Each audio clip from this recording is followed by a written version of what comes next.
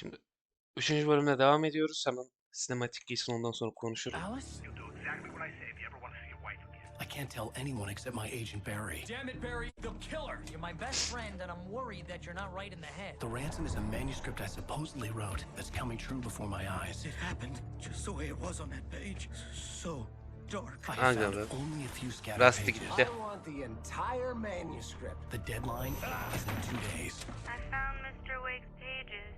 Good girl. Ya anlamadım. Alan hiç sesinde bir gariplik hissetmedi mi lan? How the hell did she get her hands on the manuscript anyway? Bahsettiğim I don't know. cutscene buydu She's kaçırdığımız. resourceful. I told you you were too hard on her. YouTube'dakiler şu an Listen, I pek found out anlamıyordur all ama. sorts of interesting stuff while I was digging Anlatacağım. around. Yeah. Mr. Wake, it's Sheriff Breaker. We have an FBI agent here, Agent Nightingale. FBI. He's anxious to see you. You'd better come to the station. Tamam. Okay, I'll be right over, Sheriff. Olay şöyle, ben yemek yeme molası verirken episodu kendi otomatik başlatmış oyun. Bu cutscene'i geçmişti. Ben geldim işte. Oturdum. Kayda başladım. Sonra bir kontrol edeyim dedim. Herhangi bir cutscene'i geçmişiz miyiz falan diye. Geçmişiz. Ben de bölümü en başından başlattım. Make this quick, huh? Help you folks? Name's Randolph.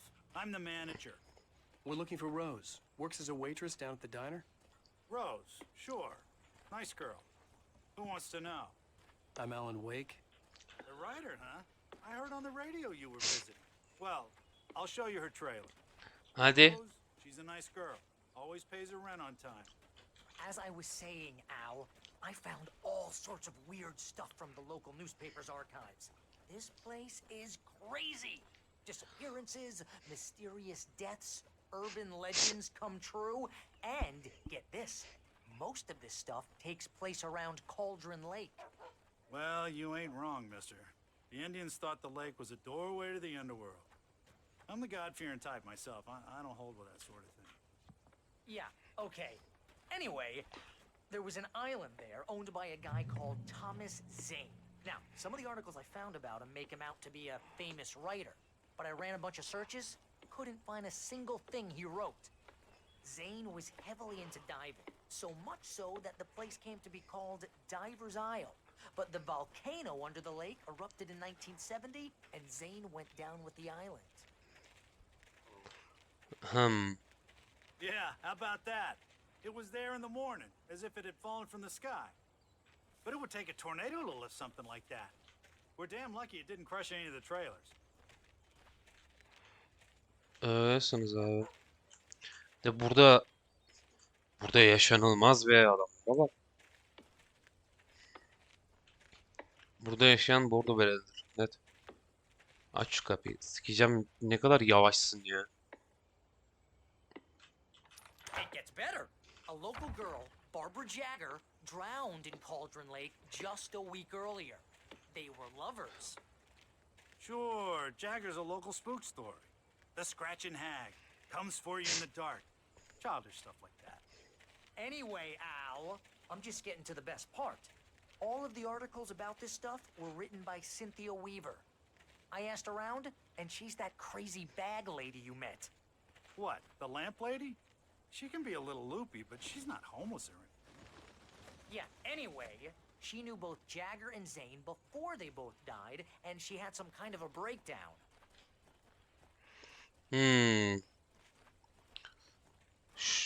Lamplight dediği herhalde şu kafedeki kadın değil mi?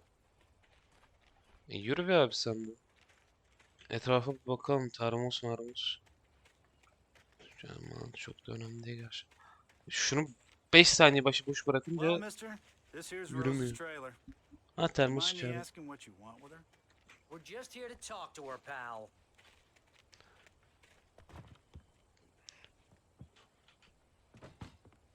Açmayacak tabii kapıyı. Welcome to, oh dear, Mr. Wake. I'm so glad you're here. Rose, you have my manuscript? Oh, yes. Yes. Please, come in. Ya Hey, this is really good. Rose, Yes, my manuscript. I really need it. I understand. I know what you need. A muse to inspire you. Oh, for Barry? She doesn't have anything. Yeah, hey, Al? Al, what's... Oh... Barry! What? What? Kötü olan şey gece uyanacağız şimdi. Ra yedik.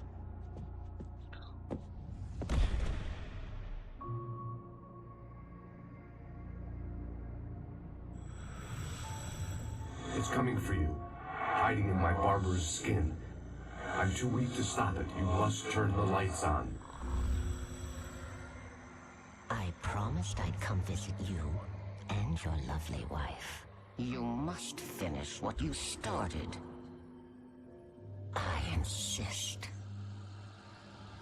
You must turn the lights on. Sözün nereymiş? Back to work, boy.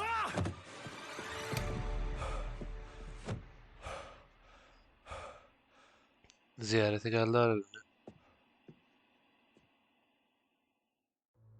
I felt nauseous, hungover.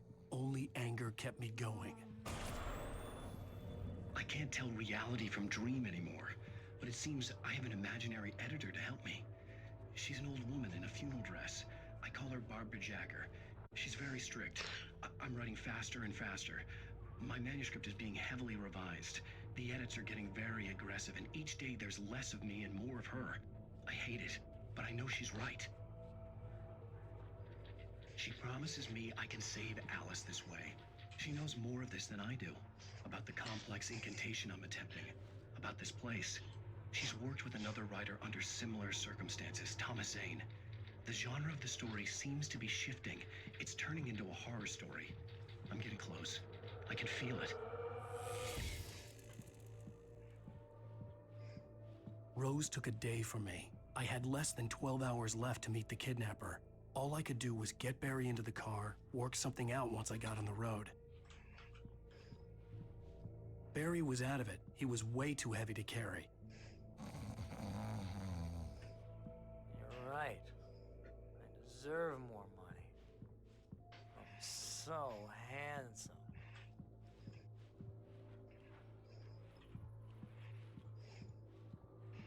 Sadece benim posterlerim falan mı var? Okey. Başka da bir şey yok evde. My gun and flashlight were gone. I'd have to find a way to get Barry into the car as quickly as possible. There was no time to waste. Mr. Randolph liked Rose. That little smile she had. How she was still sweet when life had tried so hard to make her bitter. It wasn't any of his business what she did in her trailer. But those strangers, the writer and his smart-ass sidekick, looked like trouble. And they'd been in there for hours, way past her normal bedtime. He reached for the phone and called the sheriff's station. İyi, polis gelsin. Ya işimize gelir polisin gelmesi bu arada. Sağ ol.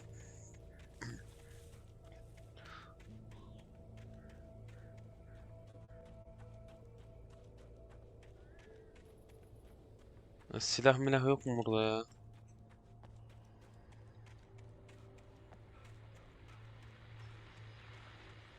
Bir şey olsa şu an tamamen çaresiz. I just stepped outside to catch a breath of fresh air. Let me tell you, the weather's getting heavy. Nights like this make me especially glad I'm here talking to you and not home in bed. Once the weather takes a turn like this, I can't sleep at all. It's all tangled bed sheets and dark thoughts, punctuated by the occasional plunge into nightmare. Arabaya git. Ah, şuradan çıkarız bu arada. Hadi.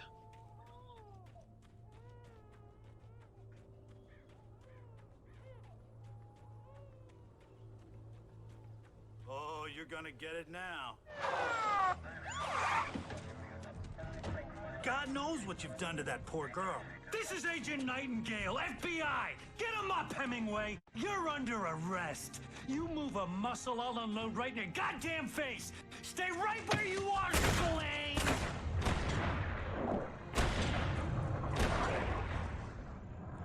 Bizi neden öldürmeye çalışıyorlar lan?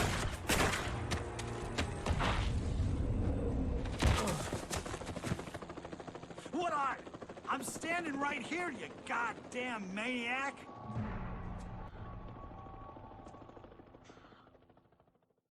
I hated to leave Barry behind, but there was no way I'd miss my appointment with the kidnapper. Give it up, Mr. Wake! Come on! Take it easy!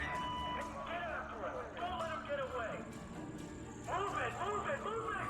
I'll have your chance if you let him get away!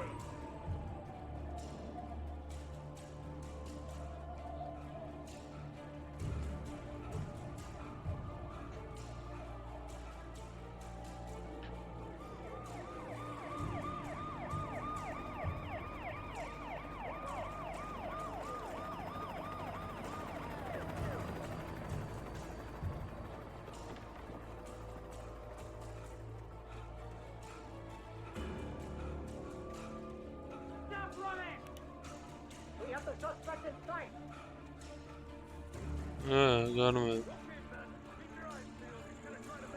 Where is he? Oh, damn. Whoa! There he goes! Stop! Lan neden sıkıyorlar ama? Right there! God damn it! Where did he go? Look away!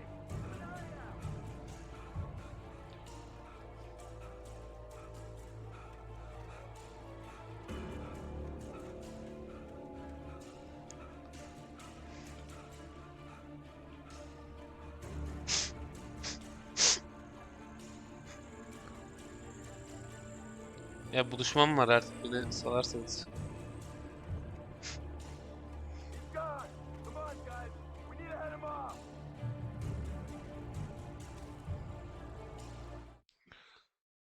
For decades, the darkness that wore Barbara Jagger's skin slept fitfully in the dark place that was its home and prison. It was hungry and in pain. It dreamed of its nights of glory when the poet's writing had called it from the depths and given it a brief, terrible taste of power and freedom. The rock stars had stirred it from the deep sleep the poet had sunk it back to in the end.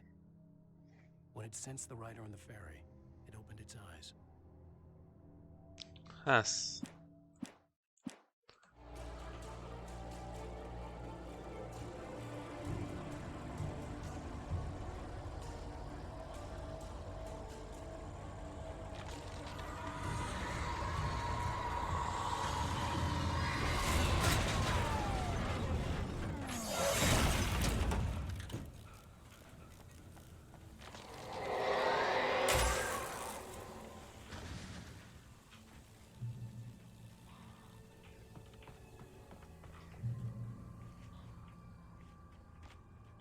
Silah lazım bize.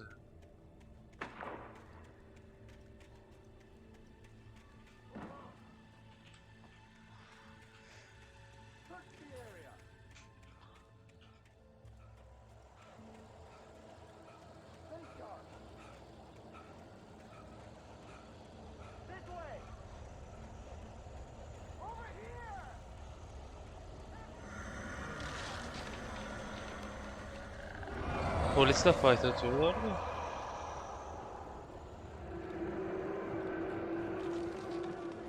Yanan söylen ışık tutan kafamda.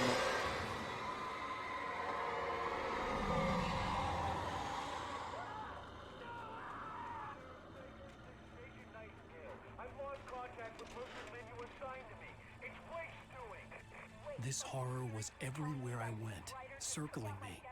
The cops didn't stand a chance. They were after a writer, not a monster.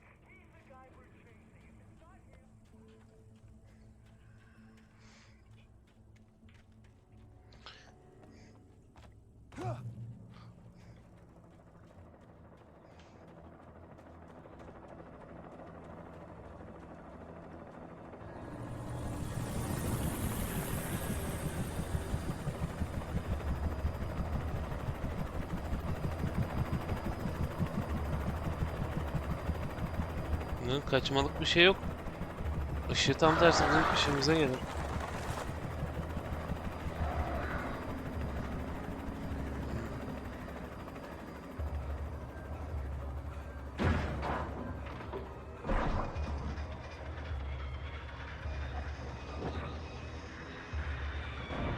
Tamam, biz buraya çıktığımızda patlayacak.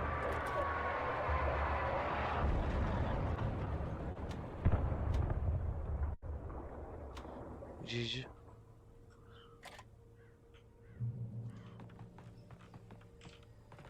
Aa, burada yalnız kalan adam silah alır. Net olur. Kahve termosunu alalım.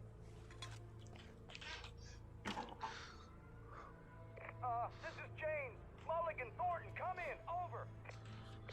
Thornton, James, we got both Wheeler and Rose in custody. They didn't put up a fight or anything. Hey, what are you... Come on. Sit down and give me that. James, Mulligan here. Over. Go ahead, Mulligan. Over. We got Wheeler and Rose here. Wheeler's drunk or hopped up on something. Speaking of which, that Fed had a pretty distinctive whiff of Otis Scotch about him, you know what I mean? Over. I don't have anything on that, Deputy Mulligan. Over. Well, whatever. Anyway, Rose is just being plain weird here. You better get Doc in to take a look at both. Over. Gotcha. You better get them here quickly. The Fed's gonna want to interview Wheeler. Over. Oh yeah, I'll bet it does. Looks like they have a lot in common. Mulligan out. Tamam.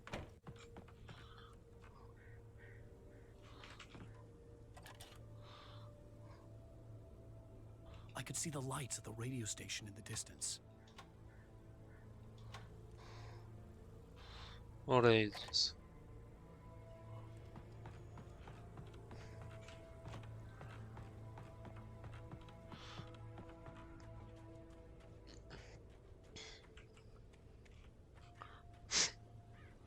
En azından bir el feneri be. I imagined that the broadcast tower in the distance was part of the local radio station. Maine seemed like a decent guy. Perhaps he could give me directions to the coal mine.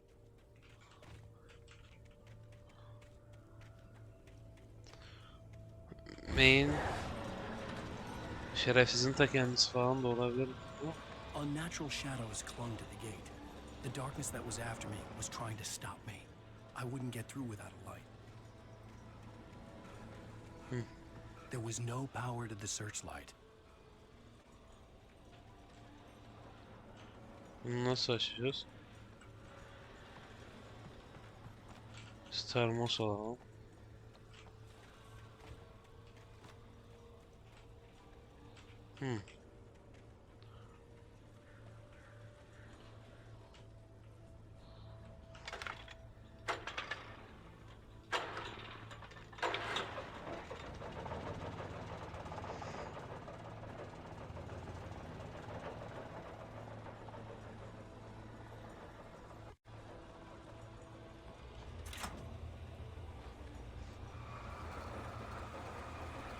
The old generator conked out.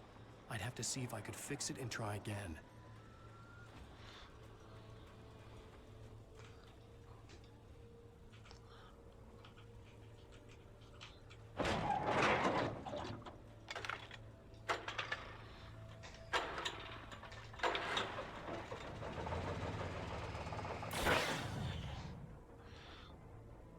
Okay.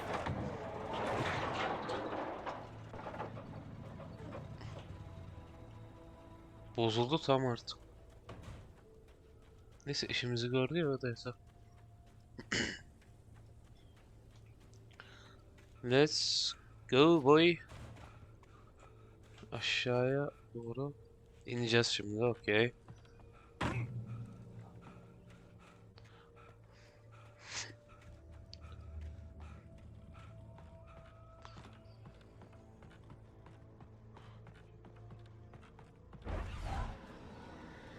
Ya.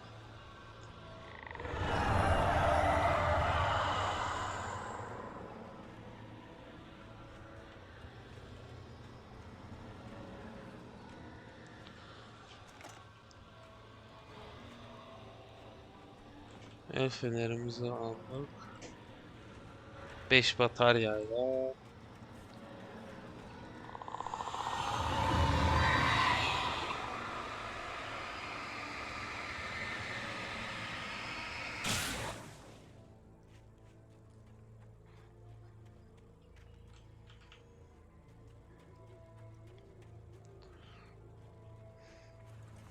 It took me a moment to recognize the flashbang grenades. They were an ideal weapon for my situation. Team 1, come in. Over. Team 1, this is Sheriff Breaker. Report. Over. Yapacak bir şey yok diyorum. Come in. I need a report. Over. Come on, guys. Talk to me. Come in, please. Over.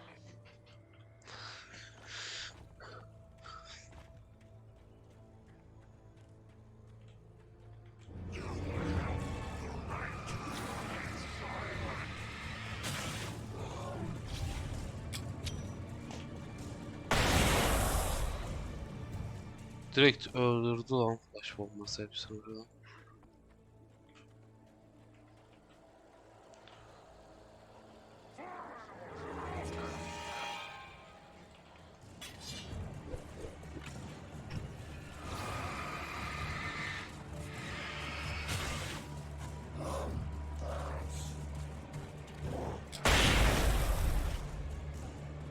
Sağ ol ya.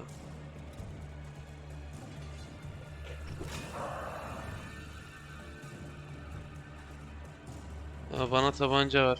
Bunları kullanmak istemiyorum.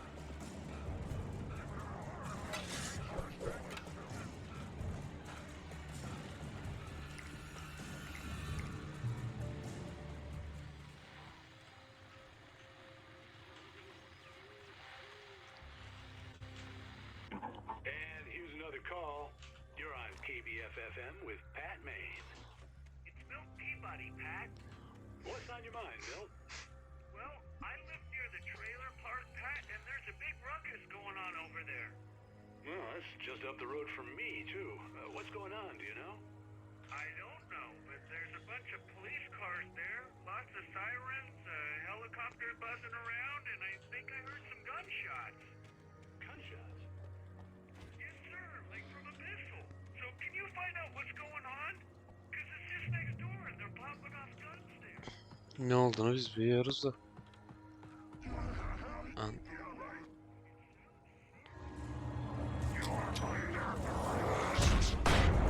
Hepsi GG. Shazam.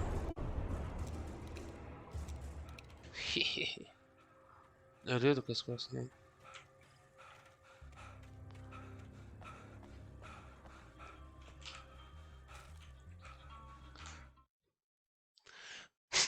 Touched by the dark presence, Rose was lost in a dreamland where everything was drawn in black and gray crayons.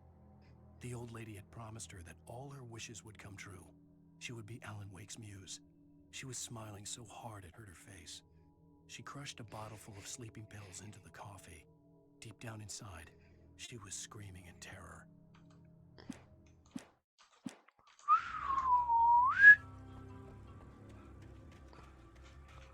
Wow.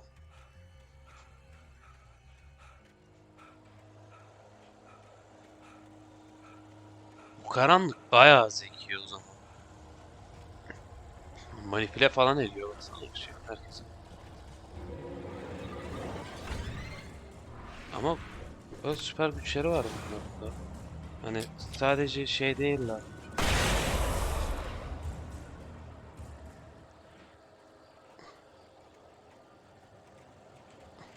Manipüle edilmiş insanlar değil.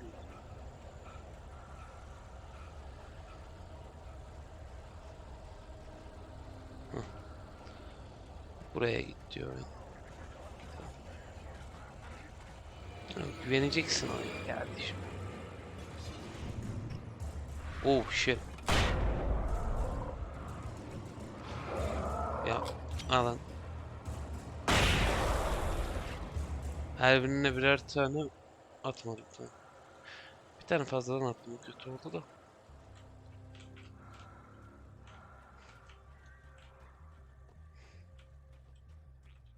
Şimdi başlatalım.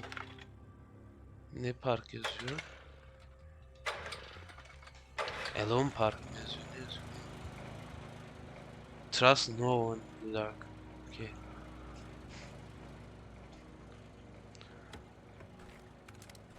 Flare gun aldık. Okay. Flare gun hiç yoktan iyidir. Aa bak gene torch simgesi. Bu torch simgesini bayağı bir şey biliyor. Walking light falan bir şeyler biliyor. Radyo istasyonu işte. Bu adam kim acaba? Bize bu eşyaları bırak. Aha. Tamam oldu.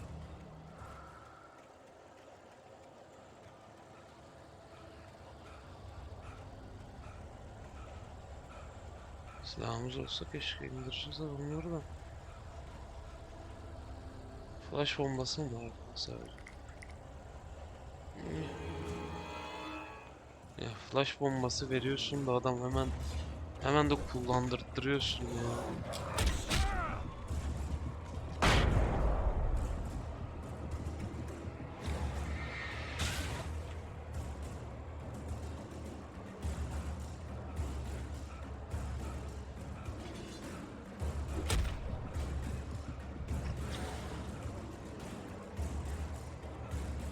Ya beni böyle darlayacak mı?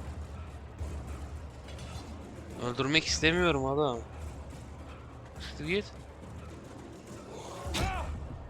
Al. Gerizekalı. Kendi ölmek istedi bildiğin ya.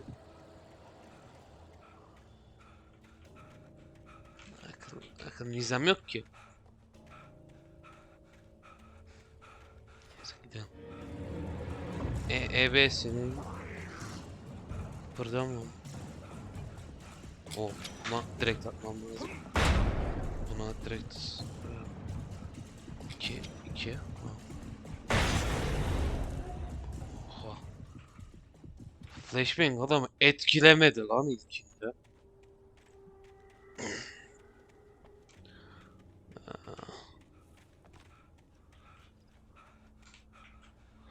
Şöyle bunun üzerine çıkıp şey mi atacağım diyeceğim ya. Ha direkt kapı varmış. Kendimize bir ya. I hope Maine could lend me a car to get to the coal mine.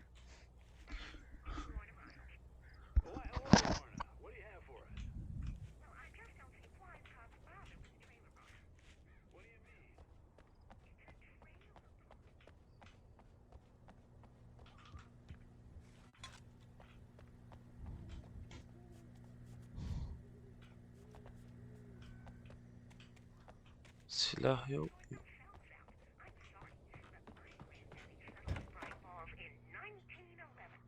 I had no idea how to get to the coal mine. Maine would know, and I had a feeling I wouldn't get a chance to ask anyone else anytime soon. Oh, here's a little surprise. The famous writer Alan Wake just walked in, folks. I'm going to see if I can talk him into an interview. Come on in, Mr. Wake. Oh, I'm so glad you could find the time to do this, Mr. Wake. Nowhere to run now, Dan Brown. You back away from me. Don't hurt it. Whoa. Everyone calm down. Put the gun down. We're all friends here, right? Cool your jets, Nightingale. We got him. Judas Priest! What the hell's the matter with you? There's a civilian in there.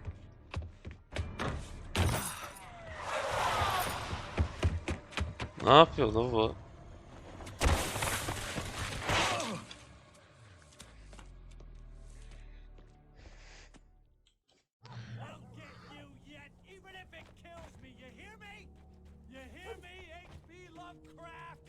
I had fallen off so many cliffs it was ridiculous.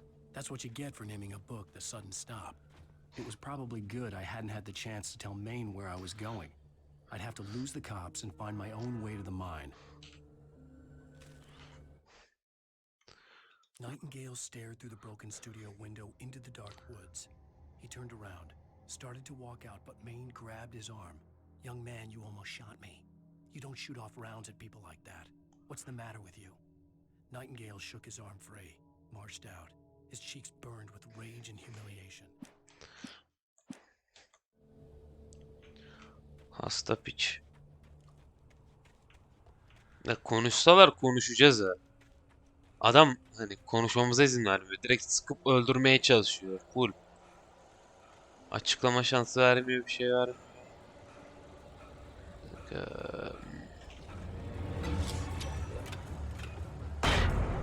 Kaçamazsın. Kaçaman kurtulamam.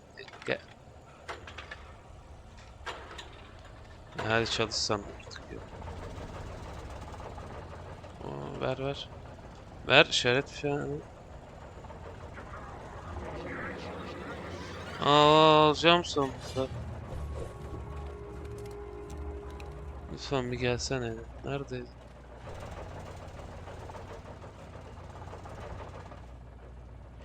Neyse. Artık tekrardan silahımız var en azından.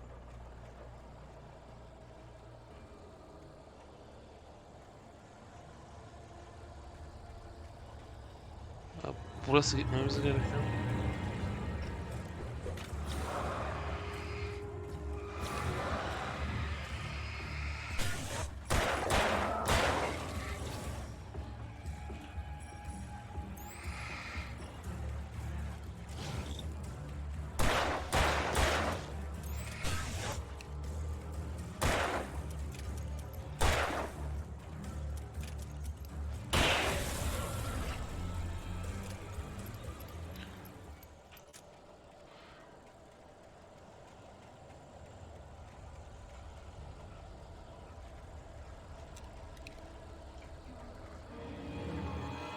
Evinin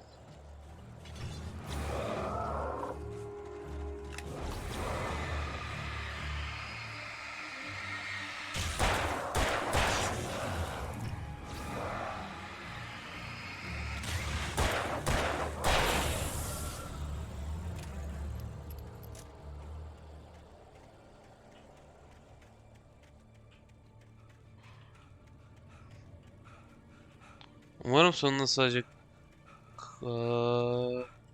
kahve bıdıklarından yoktur. Burada bayağı bir şey bekliyorum. Buraya yoksa neden yapsınlar bu şey?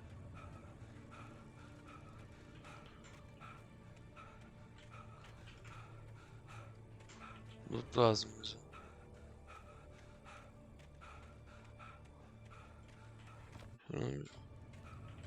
Sonuna bir bakalım.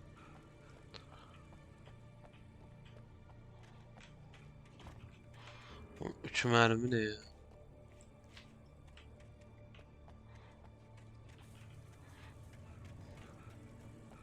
Kendimi korumak için malzemem kaldı.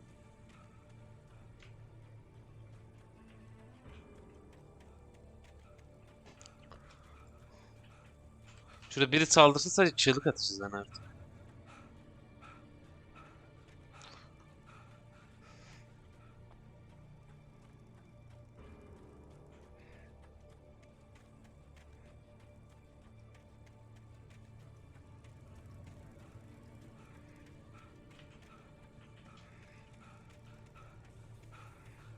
Ver termosu.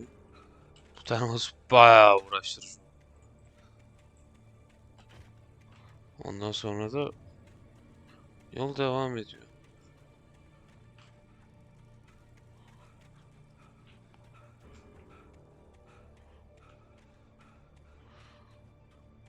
Pompik mompik vardır bence ya yukarıda.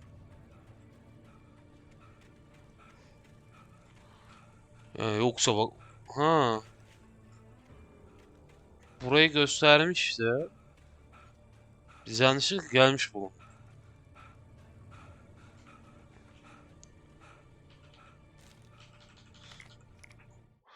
Neymiş? Walter Danny Den. had stepped out, but what stumbled back in was something else. Something alien. A monster. Walter tried to kill it, first with his fists, then a chair. It wouldn't die. Instead, it kept coming, unaffected by the beating it had taken. After Walter managed to kick it down the cellar stairs, fear took over. He ran, got behind the wheel, gunned the engine. The booze wouldn't make him forget, but he knew he had to try.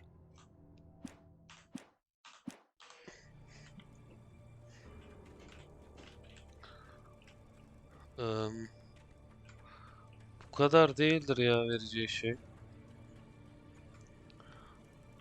Sanmıyorum buraya. Ne yapacağım ki buraya? O da var. Giriş.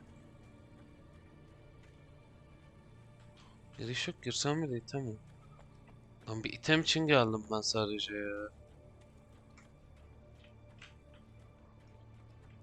Ya bir termos 2 fişek için mi harcadım ben o kadar mermi?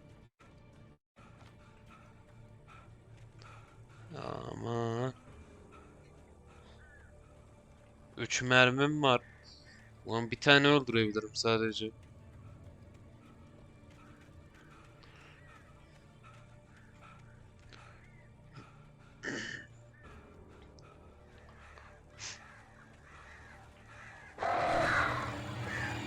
Ve başladık.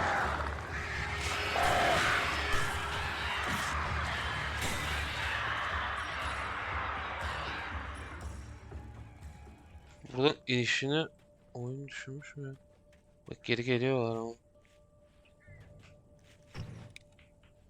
Gel gel. Soktuğum gel.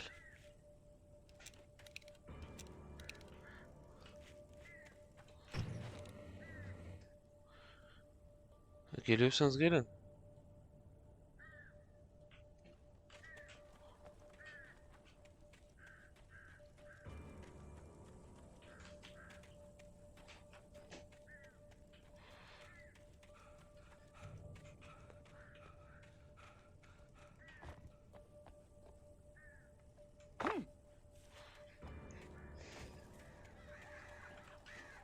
Şunu sikeceğim ama. Bu çıkardığı seslere bak. Bu ne lan?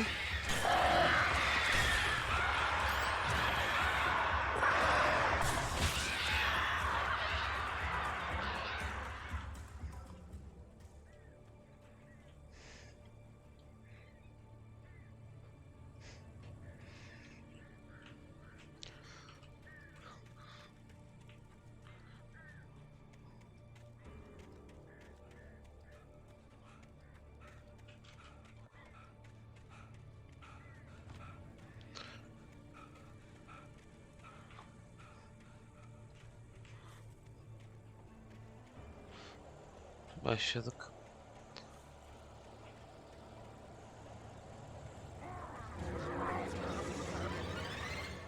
Ben şuradaki aşağı gideyim kanka siz. Takılın ya. Hazır ışık güzel duruyor. Şuradan. Hop. Gel gel. Öldürdü kendini manyak.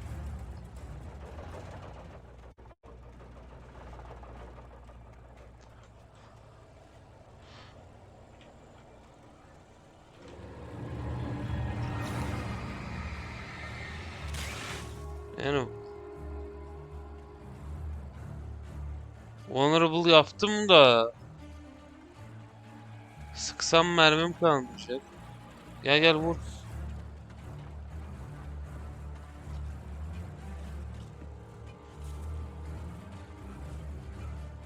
Gel gel.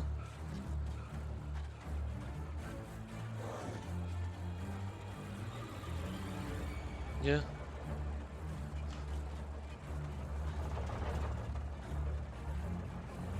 Nereye gittin lan? Yok olmadı bu arada. Bak. Buraya dönmüş yere.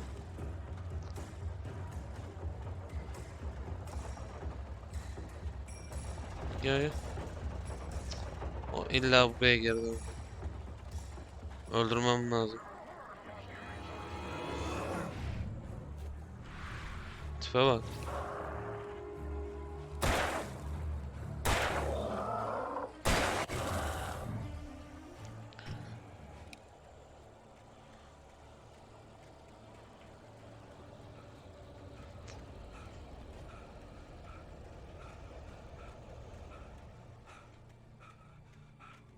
There was no sensible reason for the power company work lights to be here. It was almost as if they'd been left for someone like me to use.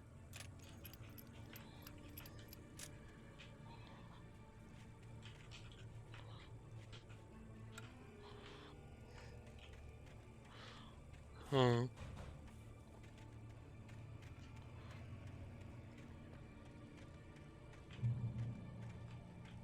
Bayağı az mermi.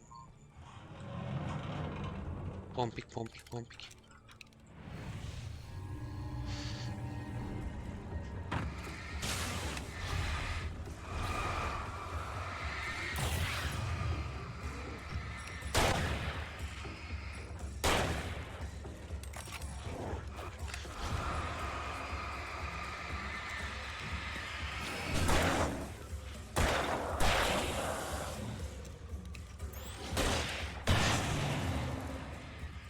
Bayağı bir bu.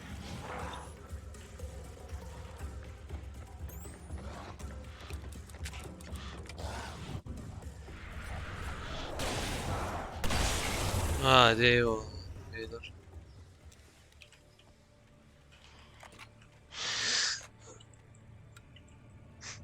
Söndürdüler ya bir de. Işıklar ışık söndürmeyi öğren.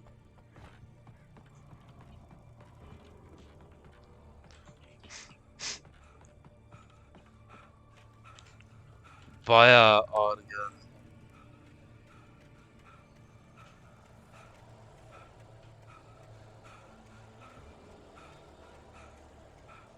Normalden fazlaydı. O yüzden item kullandım. Yoksa beni biliyorsunuz cimriyim ben. Oyunda. Kullanmam yani. In light you can hurt them. Tamam. Bu oyunun başından beri bize yardım eden adam ya. Net. Şu introda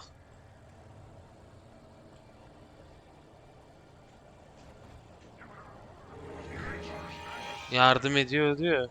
O bu.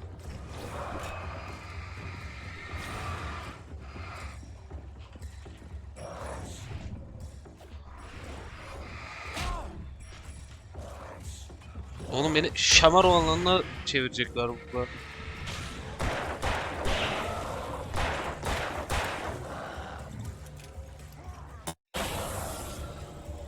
Sal beni ya.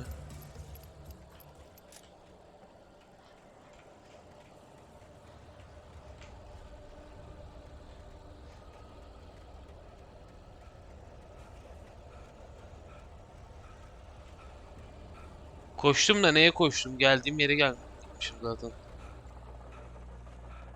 Boşu boşuna spamlandılar. Boşu boşuna item yedim. Olmaz.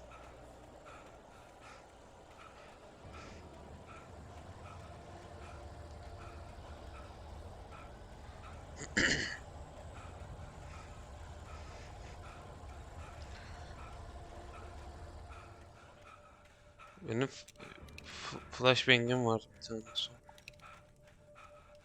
Şey kalmadı. Full büyük göndermesi kullanmazdım bu arada, ben sakin sakin oynardım.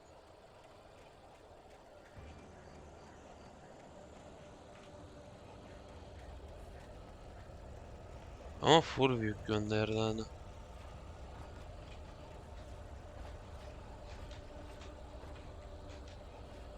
Alan da genişti, yoksa hani çoklu düşmana karşı çok dezavantajlı değilsin orada. Sakin kaldığını söylüyor.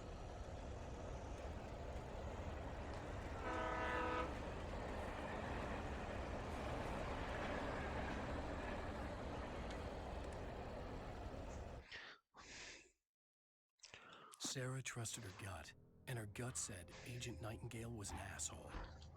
He felt wrong, and it wasn't just the smell of stale booze. It was in the way he flashed his badge, pulled rank, the look in his eyes when he wanted answers. Where was Alan Wake? What was this about an accident? Where was his wife? And most importantly, why did she let Wake go? He wouldn't answer her questions. Federal business was all he'd say.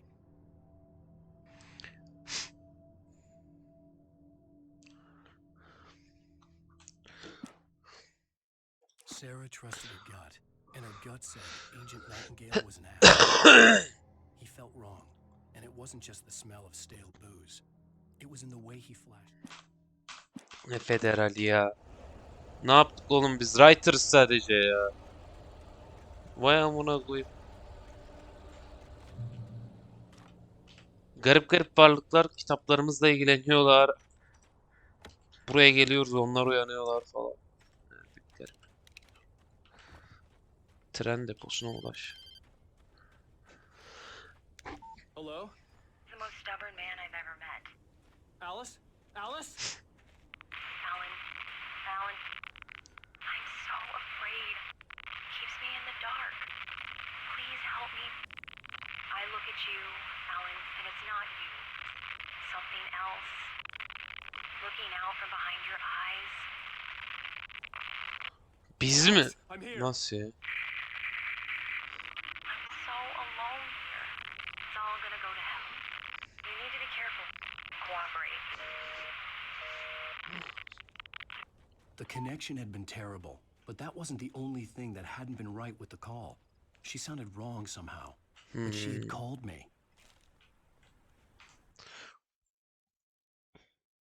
The pipe wrenched itself loose from the bridge's steel framework. Wrapped in darkness, it floated in midair, twitching. For a moment, I didn't understand what I was looking at. The heavy object lurched at me with impossible force. I threw myself out of the way, but just barely. When I turned my flashlight... Tamam. Boruyla savaşacağız. Boru vs Alan Wake.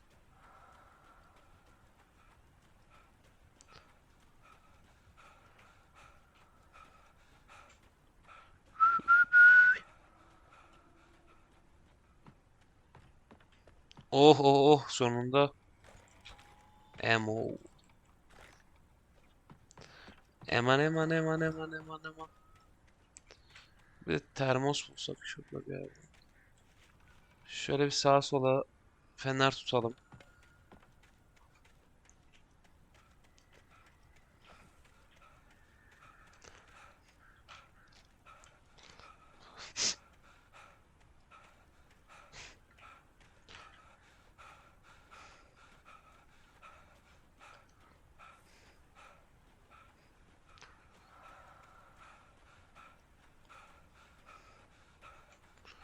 Fullledik tabancayı. I could see a railway bridge up ahead, and a warehouse of some sort on the opposite shore. I hoped I could find a car from there.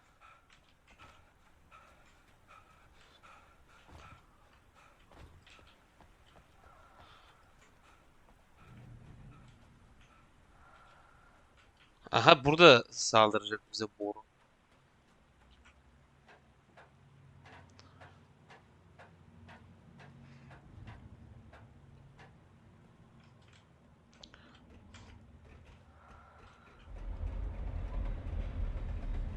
Oo.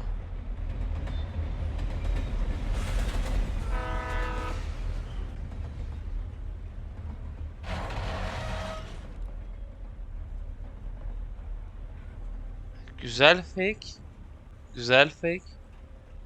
Ben ittirebiliyor muyum? İttirebiliyorum. The darkness that was pursuing me was growing stronger, and it was taking over everything in its path. Ya bana çarptırma bir şey.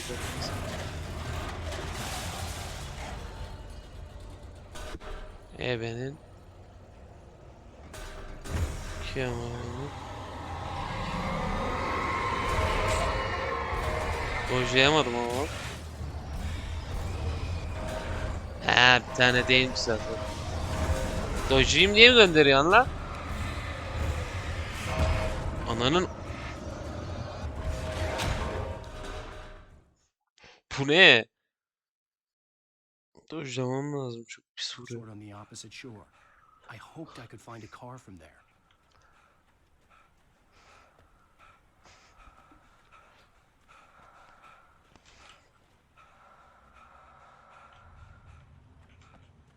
Follow.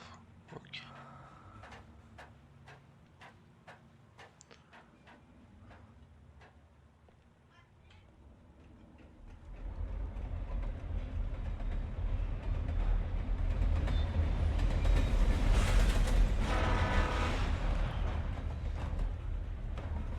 darkness that was pursuing me was growing stronger, and it was taking over everything in its path.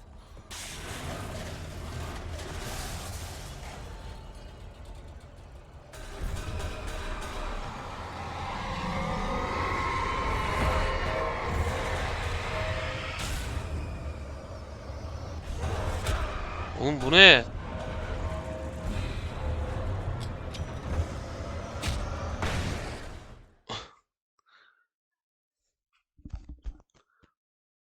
Some sort on the opposite shore. I hoped I could find a car from there.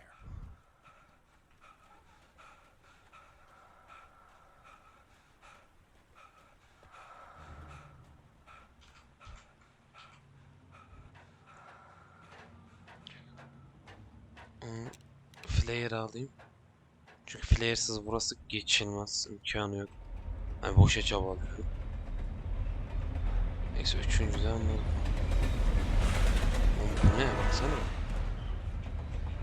The darkness that was pursuing me was growing stronger, and it was taking over everything in its path. Direkt şöyle ben onlara doğru atayım. Tamam mı?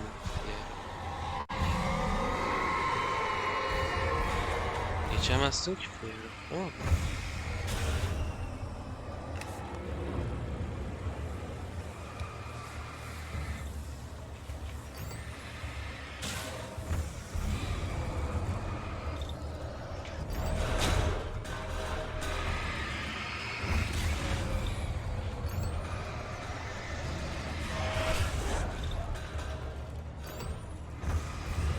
Bu ne oğlum ya?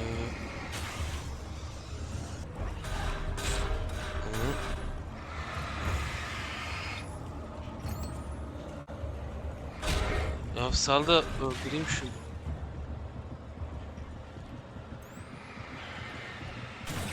Yok evet.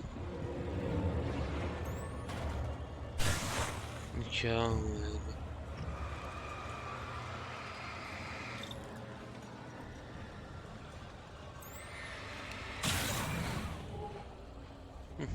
Tamam.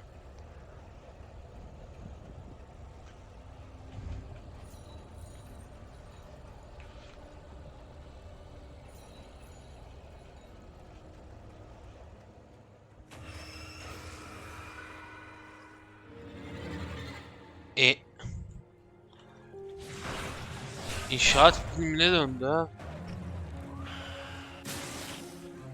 Nesneler tarafından dövülüyoruz.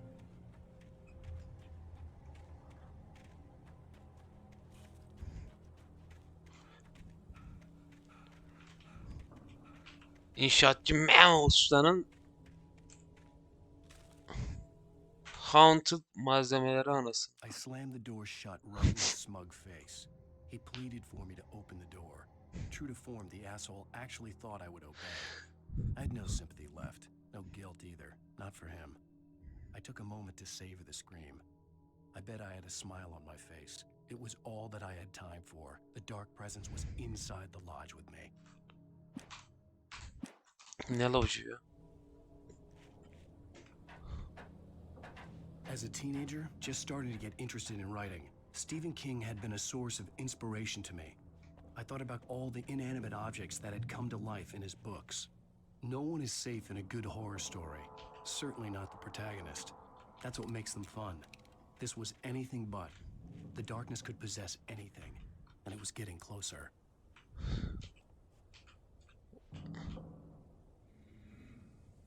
Dayanıklı el feneri. Let's go baby. Daha büyük, daha iyi ve daha farklı.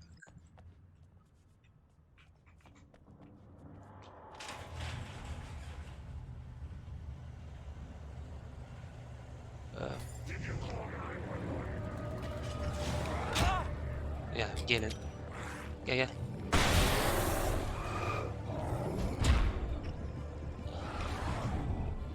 Oba.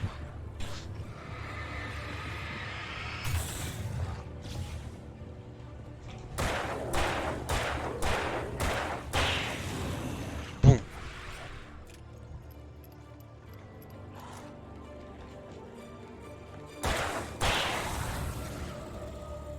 Şunu da vurabilirdim aslında. Bir işe yaramam. Flashbang falan nere ya? Bitirdim flashbang'lerimi çünkü. Termosu adamların geldiği yere koyduk zekice. Kimse hangi manyak gidecek oraya? Ben.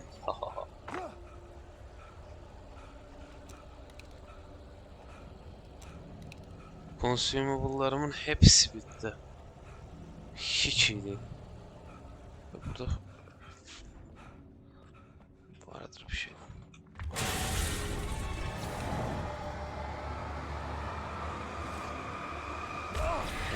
Oha.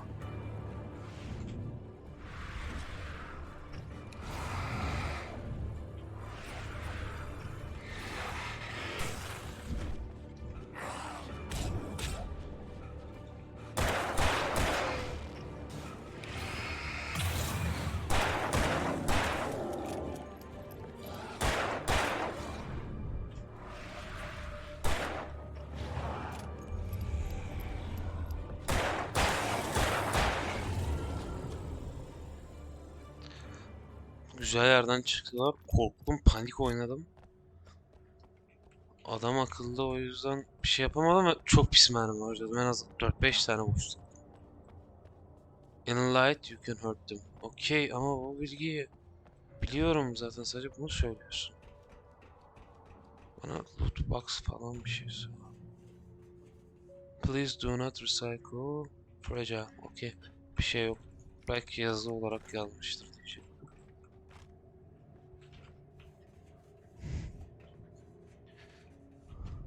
In light you can hurt them.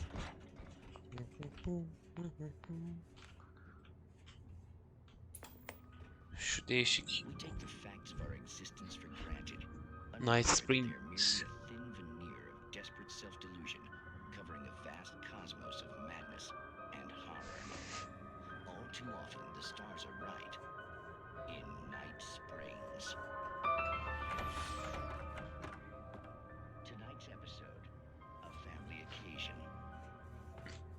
Neyse boş ver.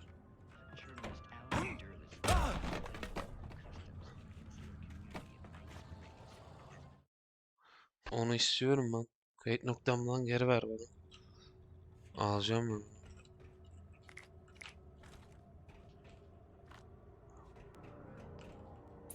Ben nereden bileyim oraya şey koyacağımızı. Hayvan oğlu hayvan.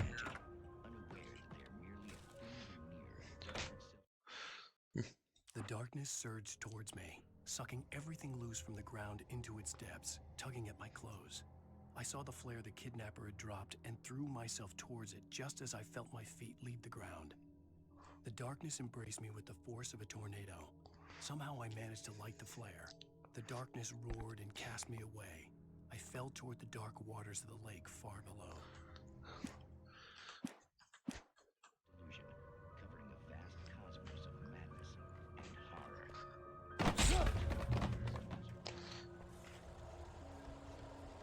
Lan çıkın neredeyseniz he.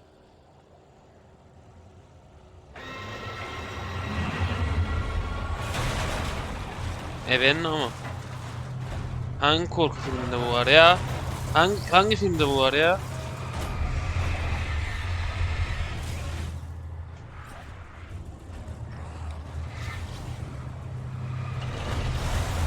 Hocam bu ne?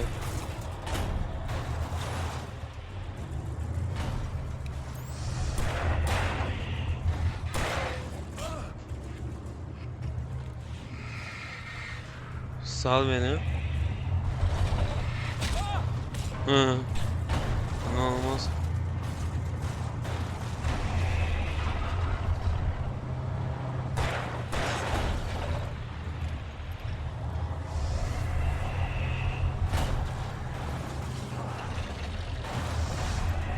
Ya bir gideceğim, sal.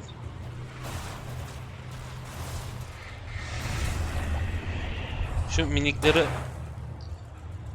halletmek lazım.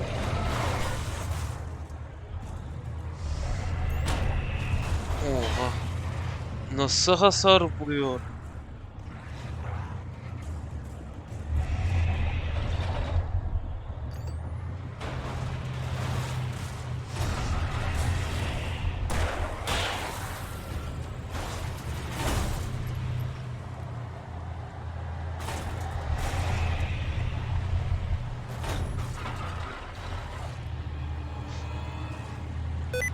Bastım. 50 kere bastım. Hayır. Hayır. Bu ne ya? Yapışkan tuşlara gittik var ya. Siktim belanızı be. Bunları çok güçlü yapmışlar ama ya.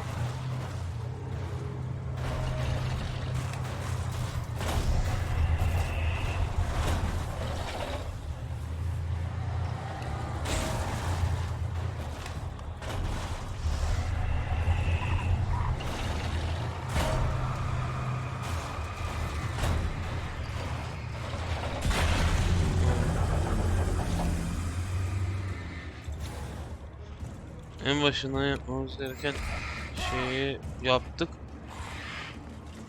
Bunlar ne? Mübarek siktir git.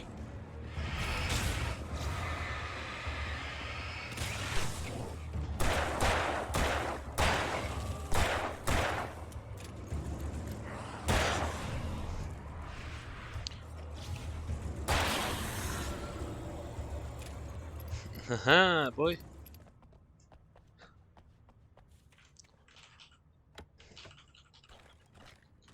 Teşekkürler. İşaret fişekleri de olmasa nane yiyeceğiz. Ver bakalım. E, tabancamın şey yok. Pillerim de full.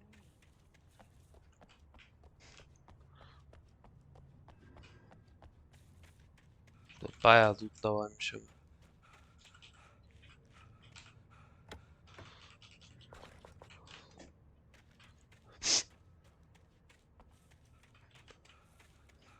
Bu lootları bizden alacaklar ki gene.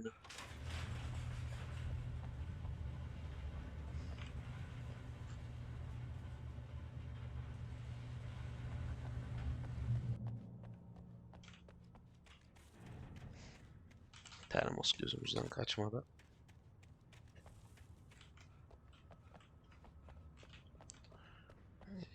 Araç bulduk da. Nasıl kullanacağım?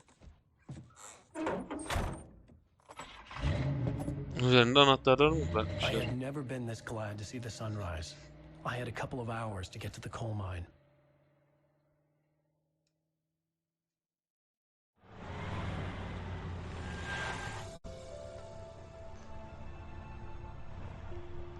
The coal mine wasn't far now. Üçüncü episod da bitiyor herhalde.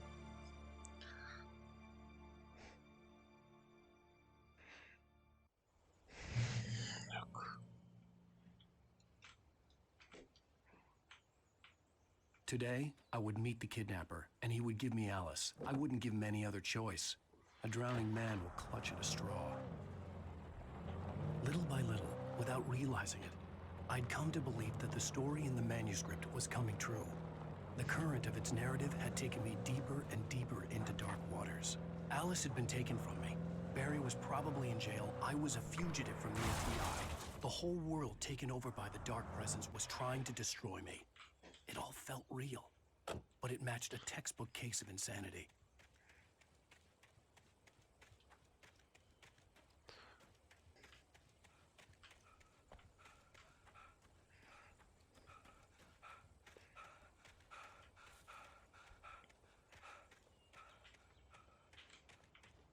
Tamam arabayı biz buradan süreriz ki.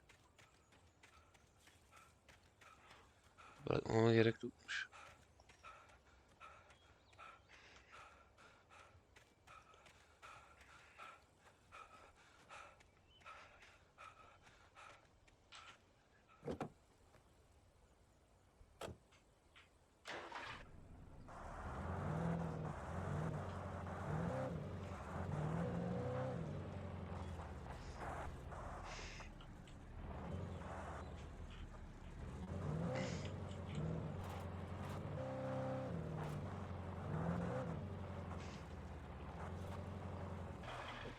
Dur. Burada bir şey var. Buraya termos atarsın. Ya buraya termos. Ben olsam buraya termos düşerdim. Olmaz. Termosun T'si yok.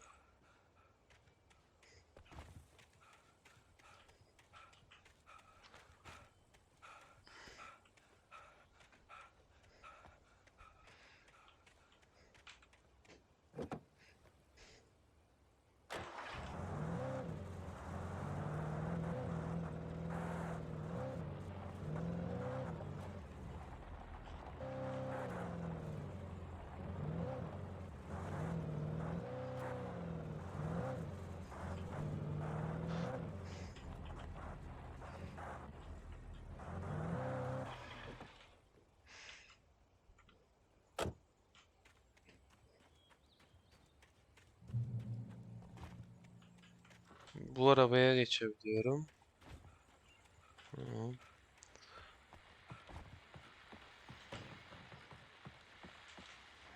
This is Pat Main, and you're listening to KBF FM. Folks, I want to apologize for kind of abandoning you to that looping music track last night, but I was detained. The trigger finger could use it.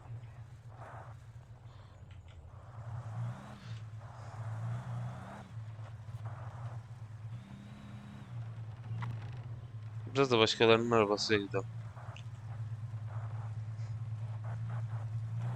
Yanında iyi sürüyor ha. Arabanın yol tutuşu berbat bu arada.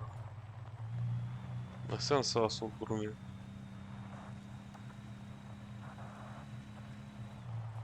Bak o. Oba yeni araba. Şuraya hem araştıralım. Hem bu arabayı tercih ederim.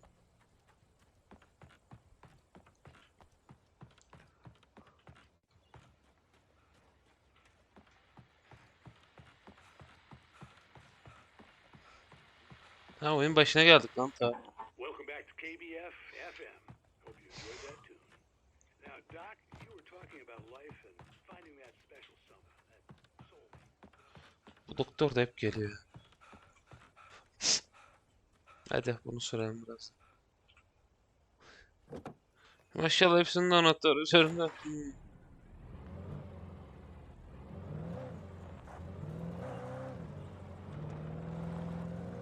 Oğlum bu bayağı iyi bu arada. Baksana şu an.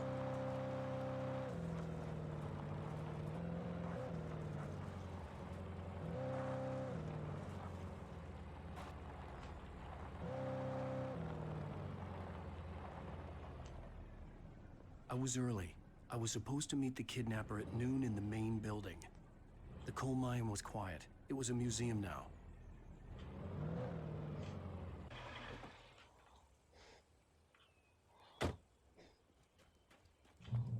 Şunu bilerek koymuşlar ya. Sırf arabayla devam edemiyor.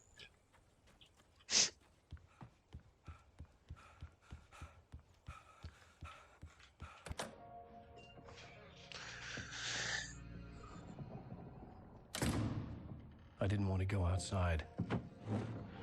Cops had to be looking for me. The noon sun turned the place into a sauna. The day dragged on. Different scenarios ran through my mind. Ways of how I'd torture the kidnapper to get Alice back. Or the different horrible things he could have done to her. I imagined her dead. I had no way of knowing she was still alive. It was killing me. I was running on blind hope. It was all a waste of time. The bastard never showed up.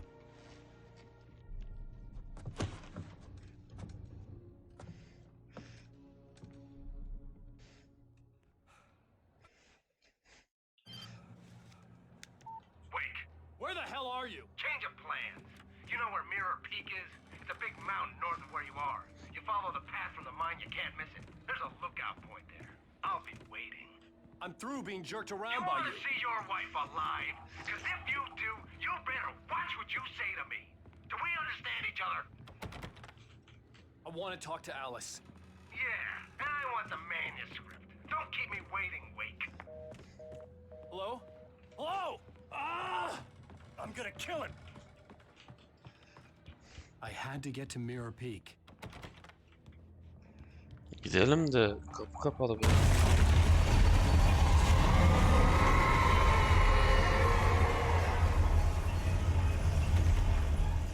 It was close. Maybe closer than ever before.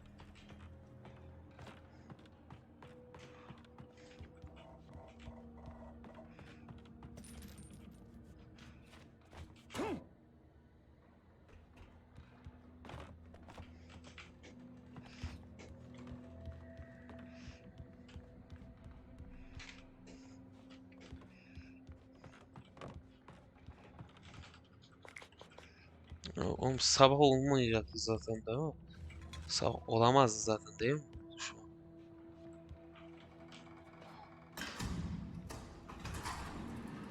Aman öldürdük.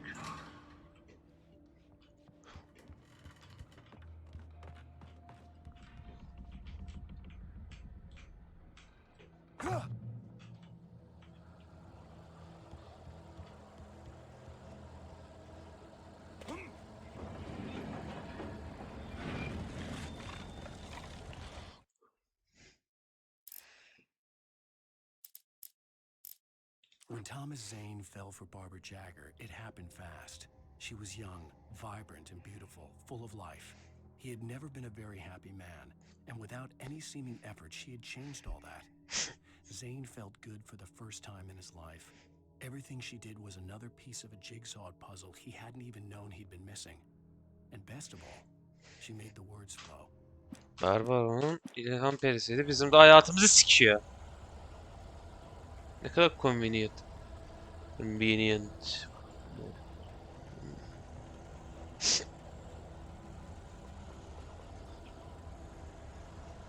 Tabancamız var ama alalım.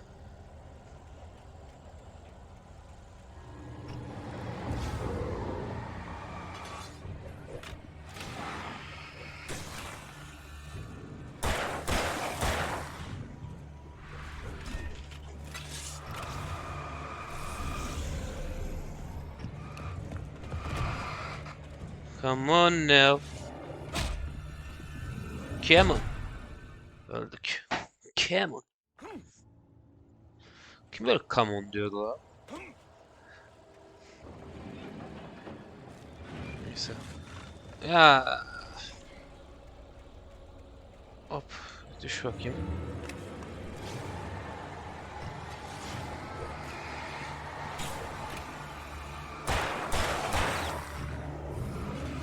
Oğlum. Bu kadar erken mi bitiyor? Evet sanki.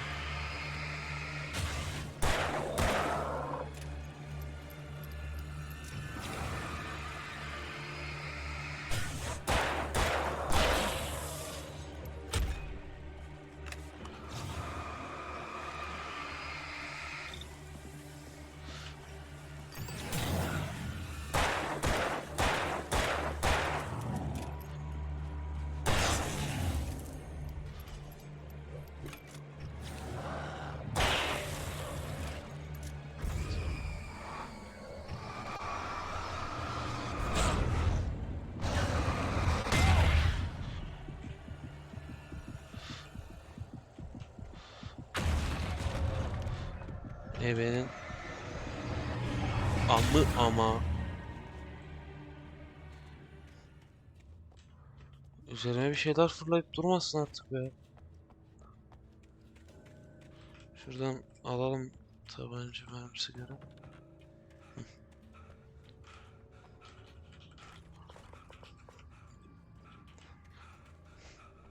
Bunlar patlıyor mu? Geçen ben sıktığımda neden patlamadı? Neyse.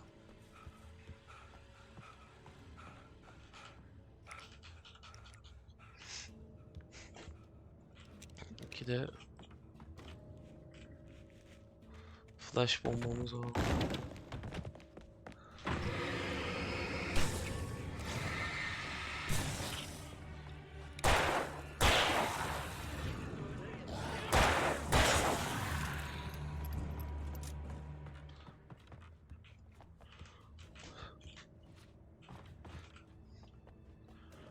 Termos. Hissedebiliyorum. Termos hissedebiliyorum. Ya yapmış. Şurada yok.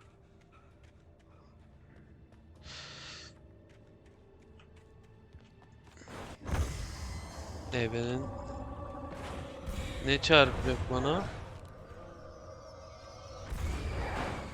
Geliyor bir şey.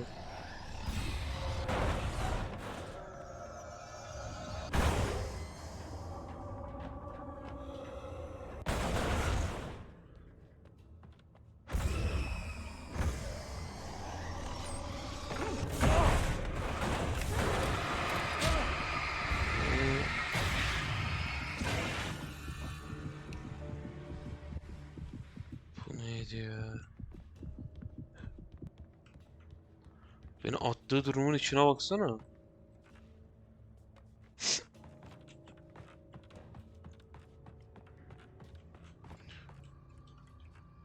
Neyse. Ama What the hell?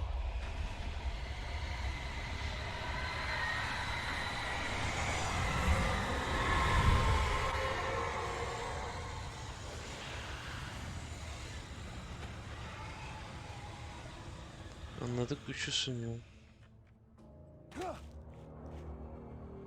The only way to reach the hillside ahead was to go through the building. I had to find a way to avoid electrocution. Neyse bu bölümden bu kadar yeter. Üçüncü chapter'ın geri kalanını öbür bölümde tamamlarız. Yoruldum ya. Buraya kadar izlediyseniz bir like'dır, aboneliktir falandır filandır. Teşekkürler hadi bay.